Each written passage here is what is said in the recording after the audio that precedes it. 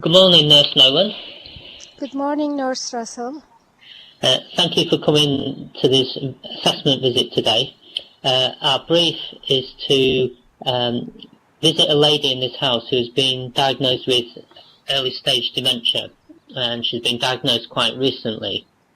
And Okay. what I would like you to do is go in and meet the client, and I would like you to assess and determine what you think the health and social care issues are that she might be dealing with, and to decide what decisions you might or might not need to make with a view to a care plan. Okay.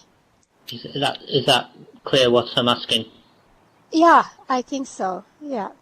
Thank you. Oh, okay. And your prior learning will have been some reading around understanding dementia and some additional reading about an information processing approach to understanding how nurses make decisions.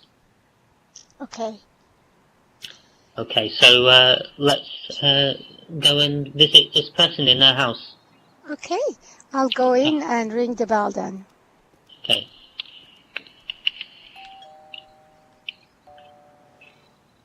Hello. Come on in. Hello. Good morning. My name is Nurse Navlan, and I am here with Nurse Russell. We are here to visit Michelle. Is that Michelle? Yes, that's me. Come on in, please. I've been expecting you. After you, Nurse Owen. Thank you, Nurse Russell. Please come in. Feel comfortable in the living room? So in this case, the student is invited into the client's room, and they're going to initiate a conversation where they're going to be seeking information to understand the client's health and social care needs.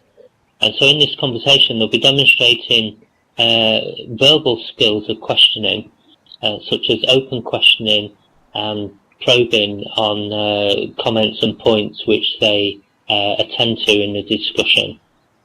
We'll also be demonstrating something about non-verbal communication, such as sitting at eye level with the patient and offering them positive regard, attending to what they are saying.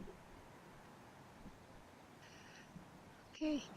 Michelle, thank you very much for inviting us in and having us today. Can I Thank you. stand? Yes, please go ahead. There's room over there to the right. Okay, thank you very much. Tell me, Michelle, how are you feeling recently? Good. Nothing's changed much recently, actually. That's very good. And how did you find your visit to the doctor? I can't really remember anything he said exactly, but he did mention that I have Alzheimer's. So what do you feel about that? I'm still functioning, but I guess I'm mostly scared about losing my abilities. What do you mean, abilities? Well, I start talking to people, for example, and I suddenly forget what I'm talking about. It blocks me. Do you feel anything else? I feel guilty. In what way do you feel guilty, Michelle? I feel like a dead weight around my husband's neck sometimes.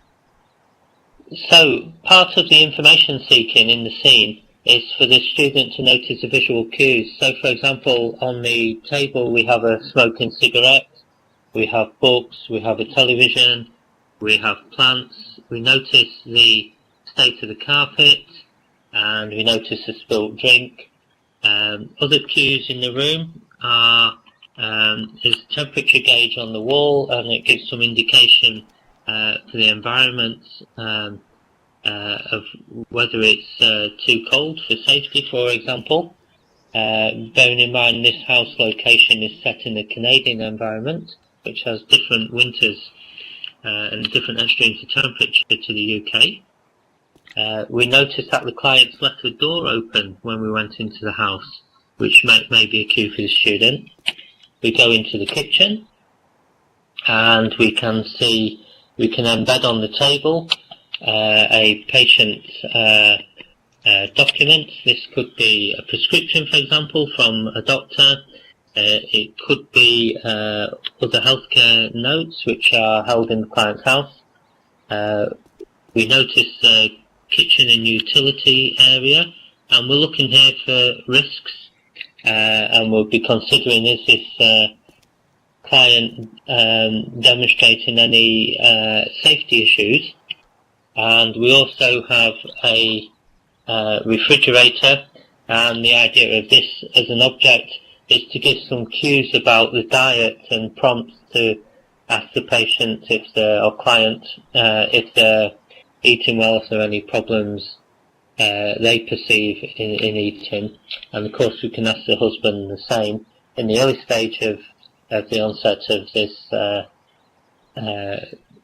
disease, it shouldn't be too much of a problem, but later on in future scenarios it does become an issue, and the diet and nutrition becomes much more of a care plan issue.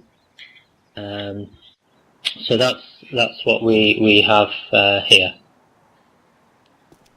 So in this closing scenario, the student has to make a polite closure to the assessment, reflect back to the client the initially identified issues, to triangulate with the client that they recognise those as issues for themselves, and then advise them that the visit's completed, and we would be going back to a health centre to discuss the case management further and liaise with other services as necessary. Okay, Michelle, thank you so much for having us today, and we have now completed the assessment. Okay. We will go back to clinic and look into all the services that might be available to you, discuss the case, and we'll get back in touch with you about how we can help you further. Okay. Again, thank you very much for having us. Thank you for coming. And thank you, Michelle. And we'll go outside. Okay. Okay. Oh, I left the door. Oh, never mind. It's a warm day. It is indeed. Well, have a good day. Thanks again for coming. Ciao. Bye-bye. Bye. Bye. So, Nurse Nolan, we'll now have a little debrief following the visit. And before you went in, I asked you to think about what the client's needs were, health and social care needs, and to think on to what sorts of decisions will be made. And whilst you were in the visit, you did identify some issues, and you did reflect those back to the client to confirm whether those were issues as understood by the client themselves, and that was a very good thing to do.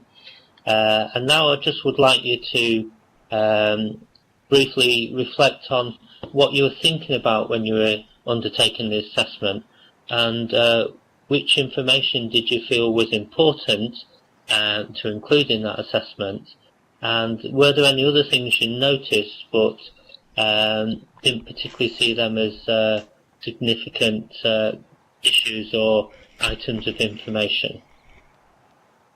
So that's an example of how we might start a debrief with the student, and the purpose of it is to open up discussion to extend their learning about information processing and decision making, and to delve a little bit deeper into how they make sense of that information, at which point, as the experienced professional, the student has an opportunity to ask about our own experience in assessment, and to draw on our own knowledge base to help them learn how to interpret different information cues in the environment.